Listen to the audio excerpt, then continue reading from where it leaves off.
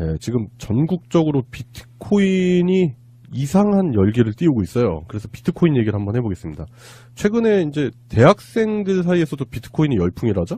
네, 그 비트코인이 사실 저번에 송병훈님이 말씀해 주실 때까지만 해도 저는 처음 듣는 개념이었거든요. 네. 그래서 그냥 그런 게 있나 보다 하고 넘겼는데 최근에 제 친구들이 비트코인 얘기를 좀 많이 하기 시작했어요. 네. 그래서 제 친구도 뭐 5만 원 그냥 넣어봤다, 뭐 10만 원 넣었다 이런 식의 친구들도 있고 아예 경제학과를 전공하는 친구들 같은 경우에는 진짜 막 하루에 한 8시간, 9시간 투자하면서 공부를 하고 분석을 해서 분산 투자를 하고 이런 식으로 되게 크게 하고 있더라고요. 그래서 제 한 달이 건너 친구들 중에서 가장 많이 넣은 친구는 100만 원쯤 넣고 있고 그 100만 원 넣은 친구의 친구들은 거의 500만 원, 600만 원까지도 또래 친구들끼리 그러니까 대학생들 사이에서 그 정도까지 넣고 있다고 하더라고요. 그리고 이게 최근에 그 며칠 사이에 엄청나게 급등했잖아요. 그 그래프를 보면은 말도 안 되게 급등이 돼 있어요. 네. 뭐 1년 동안 뭐 아니면 뭐 한 2, 3년 동안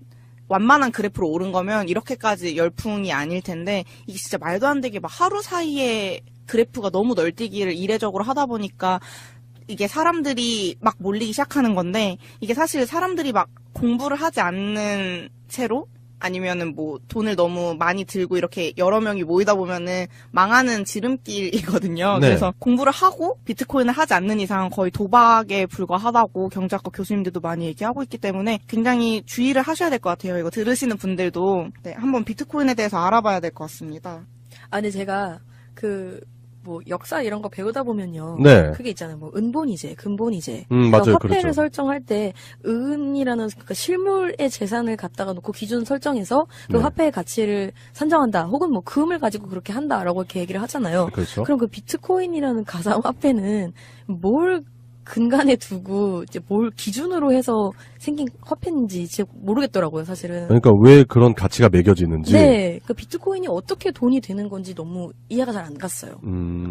왜 가격이 올라가는지를 답을 일단 드리려면은 크게 두 가지를 설명을 일단 드려야 돼요. 일단은 어떤 기술로 이게 이루어져 있다는 건 대충 설명을 드렸잖아요. 네, 비트코인 얘기하면서요. 네, 암호화된 블록이 있고 그 블록에 이제 트랜잭션이라고 해서 거래 기록을 결국에는 암호화해서 저장하는 거고 그걸 이제 분산 저장한다. 네. 그런 걸 알려드렸었는데 그걸 통해서 이제 이해를 해보시면 될 것 같아요. 이게 실질적인 가치가 과연 무엇인가. 네. 그렇죠. 그 가치가 있으니까 이렇게 거래가 되는 거겠죠. 결국에는. 네. 일단은 기술적인 내용에 약간 더해서 어제도 바로 화재 사건이 있었는데 네. 강원도의 모텔 지하에서 네. 운영 중이던 비트코인 채굴소가 예. 광산이죠. 쉽게 말하면. 거기가 이제 화재가 나서 소방서출산 5만 원어치의 화재가 발생을 그 뉴스 치고는 금액이 좀 적긴 했어요. 네, 네. 했다는 뉴스를 아마 보셨을 거예요. 네. 그게 이제 채굴소가 왜 운영되는지를 이제 설명을 조금 자세하게 드리면요. 결국엔 아까 그 말씀드렸듯이 어떤 블록이 있어야지만 그 안에 이제 트랜잭션 정보를 저장을 할 수가 있어요. 근데 그 블록이라는 거는 어떤 굉장히 커다란 소수에 기반한 암호화문이거든요. 근데 네. 그 암호화 블록을 만드는 것 자체가 굉장한 연산 능력이 많이 필요로 한 일이에요. 그래서 그걸 만드는 일을 하는 게 사실은 그런 광산에서 하는 일이거든요.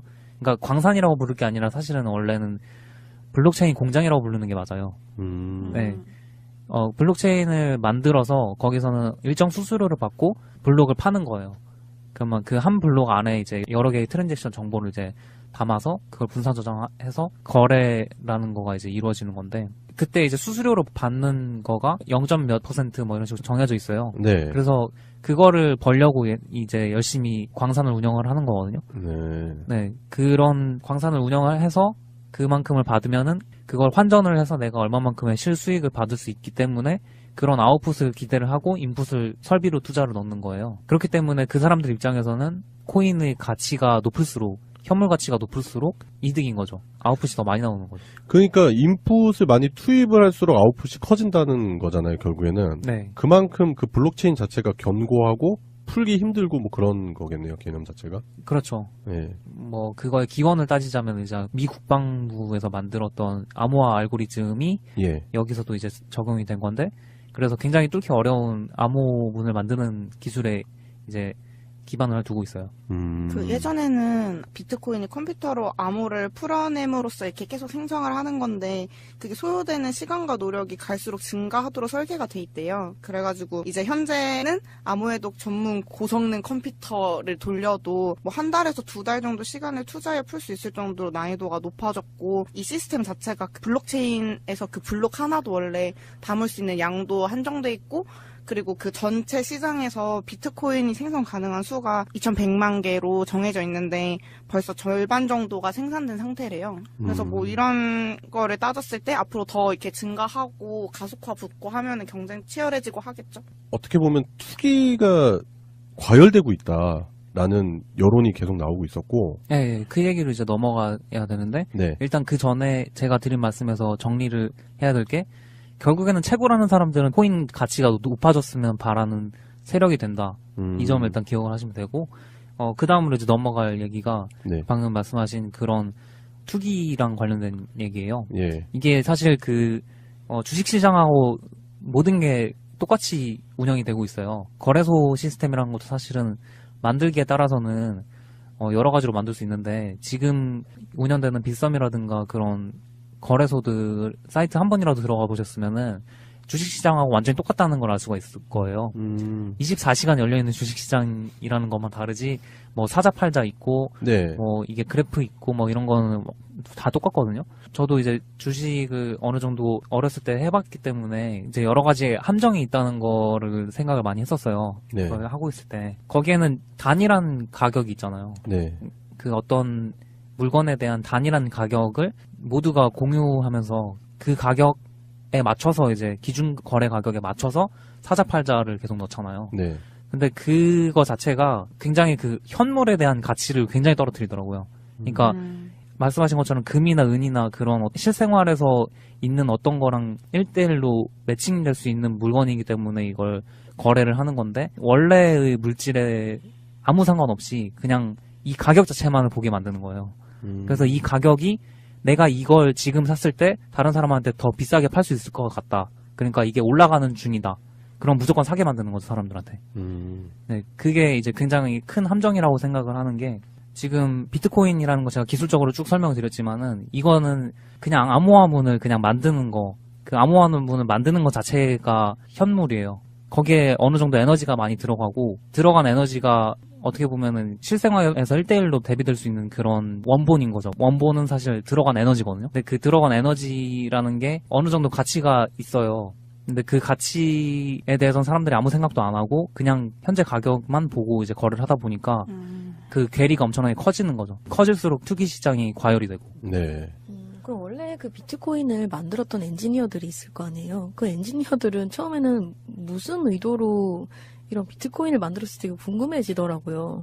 가상화폐인 비트코인 자체는 뭔가 국가의 컨트롤을 받지 않는 되게 개별적인 존재잖아요. 네. 그런 거에 착안을 해서 만들었는지, 뭔가 획일적인 권력 같은 거에 대항할 수 있는 수단 같은 걸로 만든 건지, 아니면 진짜 뭔가 암호 뭐 이런 거를 더 많이 만들기 위해서 만들어진 건지, 그게 되게 좀 또잉했어요.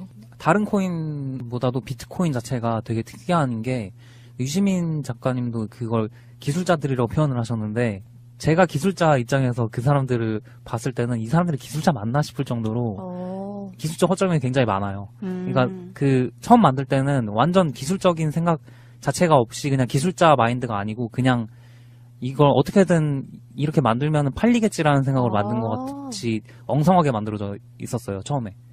이거 뭐야, 이거 뭐 애완용 돌이랑 비슷한 거 아니에요, 이거? 그게 문제점이 굉장히 많았고, 그 중에 가장 큰 문제점이 이제 트랜잭션, 실제로 이걸 거래가 일어날 때 소비되는 에너지가 너무 많아요. 네. 그게 너무 낭비가 심해서, 그거 자체가 그냥 에너지의 낭비뿐만 아니라, 이게 거래가 실제로 일어나게 되면은 가치가 떨어져요. 그러니까 내가 친구한테 원래는 이제 10,000원을 줄 때 그걸 비트코인으로 환전을 한번 해서 10,000원을 준다. 이 개념으로 원래 만들었는데 내가 10,000원을 주려고 비트코인으로 환전을 하는 순간 이게 이미 가치가 떨어지고 다시 그걸 돈으로 환전하는 순간 또 떨어져서 거래소만 이제 수수료를 챙겨가고 그 과정에서 거래소가 수수료를 많이 챙겨가는 상태예요, 지금. 그래서 그게 내가 10,000원을 주려고 하면 4,000원이 가고 뭐 이런 식이에요. 결과적으로 이득 보는 건 거래소들이고 그냥 탁 털고 버리면은 그 많은 투자자들은 그렇죠. 네. 그리고 최근에 그런 제보를 받아가지고 봤는데 이제 코스닥이 요동을 쳤었어요. 그래가지고 제약 바이오 중심으로 해가지고 어마무시하게 상승이 됐었다가 그제 정도부터 이제 쫙 빠졌거든요. 그래가지고 거품이 빠진다 해가지고 보고 있었는데, 그러니까 거기서 빠진 자본들이 비트코인 쪽으로 많이 유입되지 않나 그런 생각이 들고, 최근에 이제 정부에서도 이제 이걸 대책을 마련해야 될 필요성을 느꼈는지 이제 여러 가지 보도들이 나오더라고요. 그런데 문제는 결국 투기 자본들이 끼면 가격은 올라갈 거예요.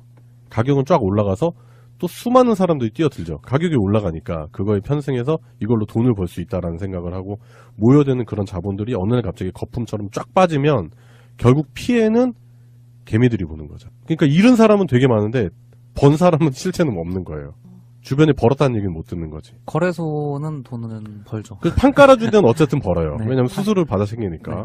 그리고 아까 말씀드렸지만 가격에 오르기를 바라는 사람들은 어쨌든 그 채굴하는 사람들이기 때문에 네. 그 사람들이 많아지면 많아질수록 똘똘 뭉쳐서 그런 투기 현장을 만들고자 하고 네. 그런 세력이 생길 수밖에 없는 구조인 거죠. 그 사람들은 이득을 벌죠. 왜냐면 그 사람들은 자기 돈을 투자한 게 아니라 설비를 투자해서 네. 이미 그 퍼센트로 그걸 떼갔기 때문에 네. 그게 가격이 올랐을 때 팔아버리기만 하면은 그만큼 시세 차익을 얻기 때문에 네. 그러니까 자기가 노력한 거에 비해서 많은 수익을 얻을 수 있는 구조기 때문에 현재 또 거기다가 이제 투기 자본들이 몰리기 시작하면은 더욱더 큰 돈을 벌 수 있기 때문에 그렇죠. 일단은 대학생뿐만 아니라 주부들도 요즘 비트코인에 대한 열기가 나오더라고요. 이게 규제를 해야 된다고 정부에서 얘기를 하는 게 네. 그러니까 주식 같은 경우에는 사실 뭔가를 알고 가는 경향이었다면 네. 비트코인은 그냥 뭐 어린이든 누구든 그냥 거래만 할 수 있는 사람이 되면은 누구나 참여를 하니까 도박처럼 문제가 되는 거죠. 그리고 이게 삶이 좀 피폐해진다라고 느꼈던 게 뭐냐면 주식 거래 같은 경우는 이제 9시부터 시작해서 3시 반 보통 그렇게 해서 장 마감하잖아요. 그럼 그 이후로는 평온해요. 근데 문제는 이 비트코인 시장 같은 경우는 24시간 개방이잖아요. 그러니까 이거에 매달려 있는 사람들이 삶 자체가 많이 피폐해지지 않겠나 그런 생각이 들더라고요.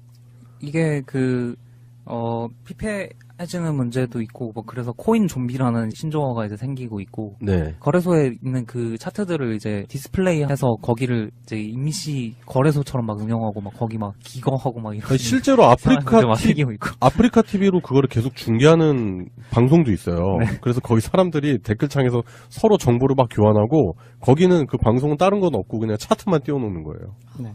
이 유사수신이나 유사 통화 거래기 때문에 형법에 위반되는 네. 상황이라서 네. 언젠가는 철퇴가 내려질 건데 네. 그 전에 이제 이 투기장에서 내가 돈을 벌 수 있을 거다라는 생각으로 다들 뛰어드는 거죠. 그런 투기 현장에서 이제 사실 거래소라든가 그런 돈을 버는 사람들만 또 탓할 수만 없는 게 이거 자체가 원래 좀 문제가 있게 만들어진 거라서 이거를 개선을 하려고 다른 코인들이 또 생기고 있어요. 그래서 비트코인도 비트코인 캐시, 비트코인 골드, 비트코인 다이아몬드 뭐 이런 게 계속 생기는 게 거래 자체가 문제가 있다고 아까 말씀드렸잖아요. 그거를 해결하려고 좀 더 드는 에너지를 낮춘 그런 코인들이에요, 주로. 근본적으로 존재 이유를 모르겠어요. 근데 코인을 그러니까 개인도 막 발행을 할 수 있거든요. 그러니까 코인은 누구나 발행을 할 수 있어서 저도 그 이 작가님처럼 그래서 코인을 왜 만드는 거지? 그래서 코인을 왜 만드는 거지? 네, 계속 생각이 본질적인 들어가지고. 존재 이유를 모르겠어요. 그래서 네. 그냥 유튜브에 짤막한 그걸 영상을 봤는데, 그러니까 만약에 내가 뭐 그 주식 같은 경우에는 그 회사 만약에 뭐 삼성 주식이면은 삼성 주식인 거지 삼성 뭐 홍보팀 1팀의 뭐 주식 뭐 이렇게 따로따로 있는 게 이 프로젝트의 주식이 따로 있는 게 아니잖아요. 네. 근데 이런 코인 같은 경우에는 개인도 낼 수 있고 뭐 우리 가족이 낼 수도 있고 우리 마을이 낼 수도 있고 그냥 누구든지 낼 수 있는 거라서 만약에 내가 엄청난 프로젝트 아니면 내가 진짜 돈이 필요한 뭔가가 있어요. 그러면은 제 이름으로 양새벽 코인을 하나 만들어서 사람들을 불러놓고 설명회를 하는 거죠. 이런 일을 할 건데 이게 돈이 되게 될 것 같습니다. 저한테 투자해주세요. 이러면 사람들이 제 코인을 그냥 사가지고 나중에 이걸로 수익 나면 이제 엠빵을 해주고 이런 식으로 되게 쉽게 만들 수 있으니까 누구나. 그게 ICO인데 그게 우리나라에서는 이제 불법이죠. 우리나라에서 불법이에요? 네, 그래서 제가 저번에 소개했던 것 같아요. 네. 한 가지 종류 코인만으로도 전 세계에서 이걸 만드는 데 쓰는 에너지가 32테라와트예요, 지금. 연간. 32테라와트요. 네, 테라와트. 그게 아일랜드 국가 하나 연간 사용 전기 소비량. 에너지거든요. 네. 야. 그 정도로 많이 사용이 되고 있고 거래가 지금 24시간 계속 일어나고 있는데도 그게 이제 한 번 일어날 때마다 4,000번 비자 카드 긁는 거랑 똑같은 에너지가 들어간대요. 아니 그러니까 이거는 결국 그 전기 에너지를 현금화시키는 거네요. 네, 뭐야, 그렇죠. 그 생각해서 좀 무서운데? 그렇기 때문에 그거를 사람들이 자꾸 까먹고 그런 본질은 까먹고 그냥 가격에만 미쳐가지고 막 네. 투입 안에 이거 하면 돈 된다. 네, 뭐 네. 이런 생각하니까. 네, 그게 뭔가 잘못된 거죠. 그러니까. 원자력도 올라가지고 돈 만드는 거 아니야? 그래서 계속 네. 그 거래소가 이게 가격이 떨어질 때 막 사람들이 팔아야 되는데 거래소 서버 다운돼가지고 못 팔고 막 손해보고 막 이런 사람도 있거든요. 이게 자꾸 일어날 수밖에 없는 일인 게 거래소 시스템 자체가 낭비가 굉장히 심해요. 네트워크 낭비도 심하고 이런 전력 낭비도 심해요. 그래서 계속 그렇게 서버가 다운될 수밖에 없는 상황이고 언젠간 이게 규제의 절퇴를 막고 네. 기술적인 한계가 와서 거래가 불가능한 상황이 되고 그래서 이게 언젠가는 다 폭락해서 완전 무로 돌아갈 거가 이미 예견이 돼 있는 상황인데 네. 지금 오른다고 막 계속 들어가는 게 되게 제 입장에서는 굉장히 걱정되는 그러니까 일인 거고. 언젠가 무너질 텐데 당장 내일은 아닐 거라는 심보로 다들 들어오는 거죠. 그러니까 말 그대로 사상누가겠네요. 사상누가. 네. 계속 층고는 올리지만 결국에는 기초 자체가 무의미하기 때문에 무너질 거다. 저도 생각이 드는 게 제 아는 지인이랑 이런 얘기를 많이 하는데 그분이 그 얘기를 하더라고요. 너 어렸을 때 딱지 기억하니 이러더라고요.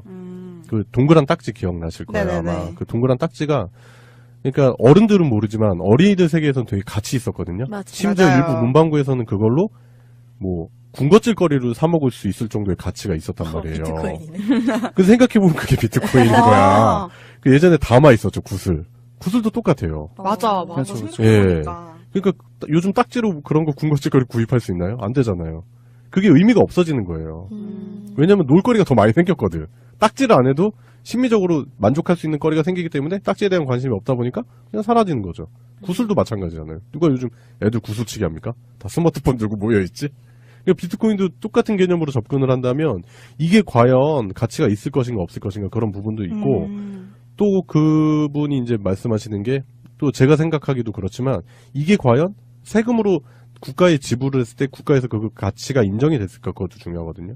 이 비트코인 자체가 세금으로서의 가치를 할 수 있는 그런 통화로서 통용이 될 수 있느냐라는 거죠.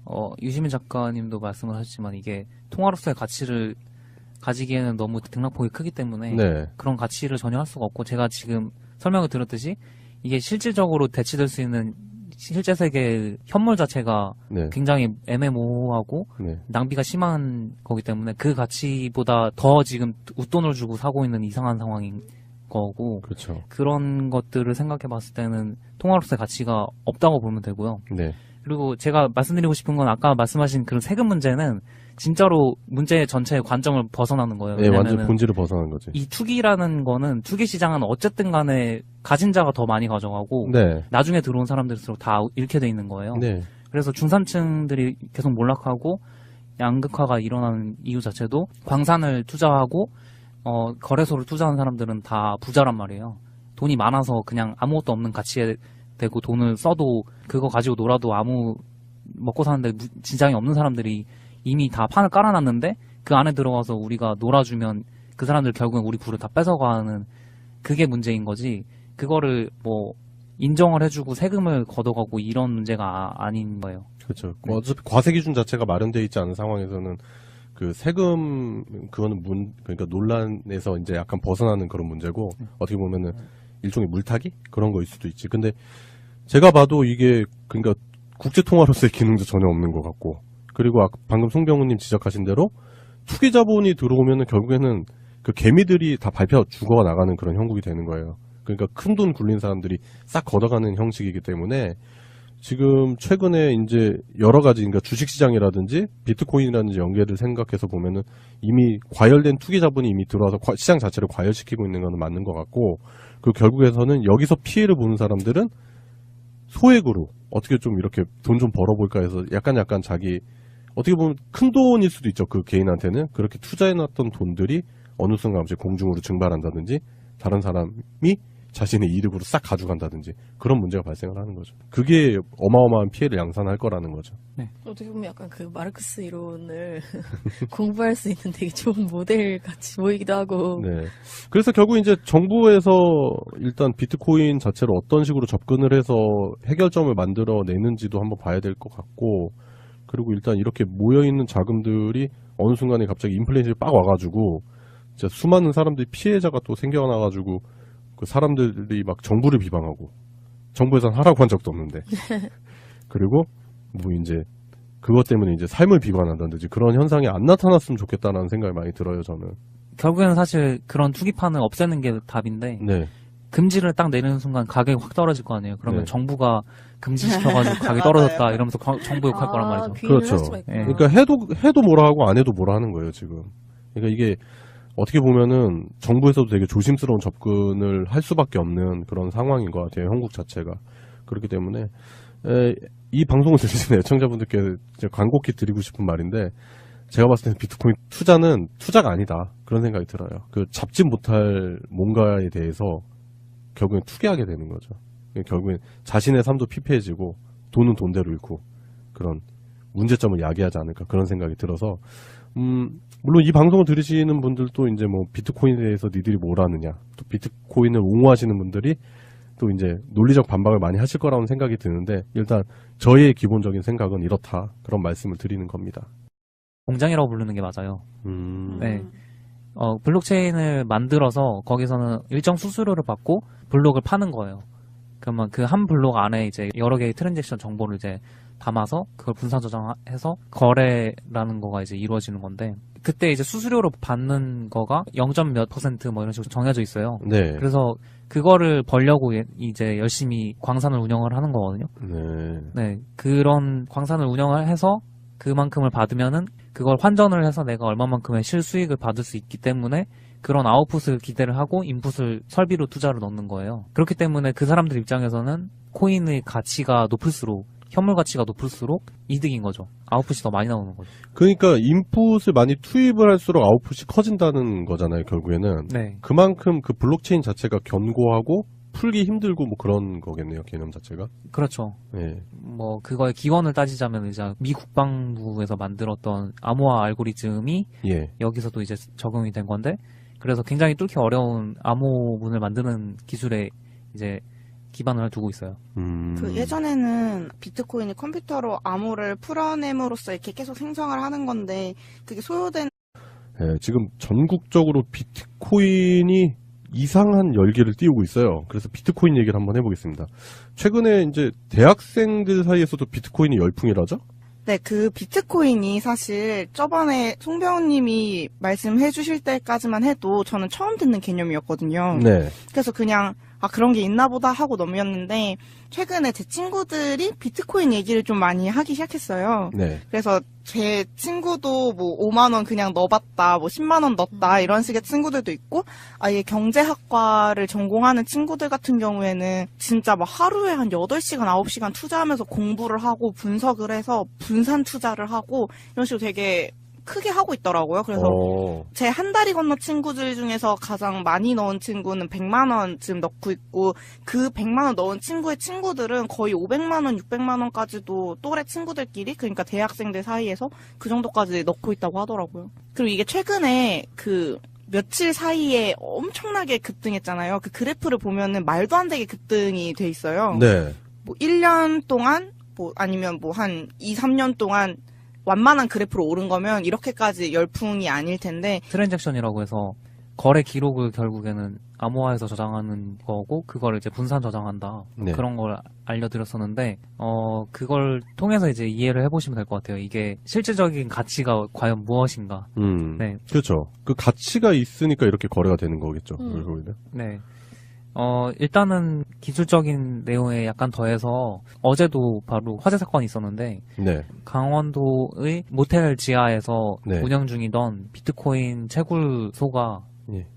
광산이죠. 쉽게 말하면. 거기가 이제 화재가 나서 서방서출산 5만 원어치의 화재가 발생을 그 뉴스치고는 금액이 좀 적긴 했어요. 네, 예. 했다는 뉴스를 아마 보셨을 거예요. 네. 그게 이제 채굴소가 왜 운영되는지를 이제 설명을 조금 자세하게 드리면요. 결국엔 아까 그 말씀드렸듯이 어떤 블록이 있어야지만 그 안에 이제 트랜잭션 정보를 저장을 할 수가 있어요. 근데 그 블록이라는 거는 어떤 굉장히 커다란 소수에 기반한 암호화 문이거든요. 근데 네. 그 암호화 블록을 만드는 것 자체가 굉장한 연산 능력이 많이 필요로 한 일이에요. 그래서 그걸 만드는 일을 하는 게 사실은 그런 광산에서 하는 일이거든요. 그러니까 광산이라고 부를 게 아니라 사실은 원래는 블록체인 이게 진짜 말도 안 되게 막 하루 사이에 그래프가 너무 널뛰기를 이례적으로 하다 보니까 이게 사람들이 막 몰리기 시작하는 건데, 이게 사실 사람들이 막 공부를 하지 않는 채로 아니면은 뭐 돈을 너무 많이 들고 이렇게 여러 명이 모이다 보면은 망하는 지름길이거든요. 네. 그래서 공부를 하고 비트코인을 하지 않는 이상 거의 도박에 불과하다고 경제학과 교수님들도 많이 얘기하고 있기 때문에 굉장히 주의를 하셔야 될 것 같아요. 이거 들으시는 분들도 네, 한번 비트코인에 대해서 알아봐야 될 것 같습니다. 아, 근데 제가 뭐 역사 이런 거 배우다 보면요. 네. 그게 있잖아요. 뭐 은본이제, 금본이제. 맞아요. 화폐를 그렇죠. 설정할 때 은이라는 그러니까 실물의 재산을 갖다가 놓고 기준 설정해서 그 네. 화폐의 가치를 산정한다. 혹은 뭐 금을 가지고 그렇게 한다라고 이렇게 얘기를 하잖아요. 그렇죠. 그럼 그 비트코인이라는 가상화폐는 뭘 근간에 두고 이제 뭘 기준으로 해서 생긴 화폐인지 모르겠더라고요, 사실은. 그러니까 왜 그런 가치가 매겨지는지. 네, 그 비트코인이 어떻게 돈이 되는 건지 너무 이해가 잘 안 갔어요. 왜 가격이 올라가는지를 답을 일단 드리려면은 크게 두 가지를 설명을 일단 드려야 돼요. 일단은 어떤 기술로 이게 이루어져 있다는 건 대충 설명을 드렸잖아요. 네, 비트코인 얘기하면서요. 네, 암호화된 블록이 있고 그 블록에 이제 시간과 노력이 갈수록 증가하도록 설계가 돼 있대요. 그래가지고 이제 현재는 암호해독 전문 고성능 컴퓨터를 돌려도 뭐 한 달에서 두 달 정도 시간을 투자해 풀 수 있을 정도로 난이도가 높아졌고, 이 시스템 자체가 그 블록체인에서 그 블록 하나도 원래 담을 수 있는 양도 한정돼 있고, 그리고 그 전체 시장에서 비트코인이 생성 가능한 수가 2,100만 개로 정해져 있는데 벌써 절반 정도가 생산된 상태래요. 그래서 뭐 이런 거를 따졌을 때 앞으로 더 이렇게 증가하고 가속화 붙고 하면은 경쟁 치열해지고 하겠죠. 어떻게 보면 투기가 과열되고 있다라는 여론이 계속 나오고 있었고. 네, 그 얘기로 이제 넘어가야 되는데 네. 일단 그 전에 제가 드린 말씀에서 정리를 해야 될 게 결국에는 채굴하는 사람들은 코인 가치가 높아졌으면 바라는 세력이 된다. 이 점을 일단 기억을 하시면 되고, 그 다음으로 이제 넘어갈 얘기가 네. 방금 말씀하신 그런 투기랑 관련된 얘기예요. 예. 이게 사실 주식시장하고 모든 게 똑같이 운영이 되고 있어요. 거래소 시스템이라는 것도 사실은 만들기에 따라서는 여러 가지로 만들 수 있는데, 지금 운영되는 빗썸이라든가 그런 거래소들 사이트 한 번이라도 들어가 보셨으면은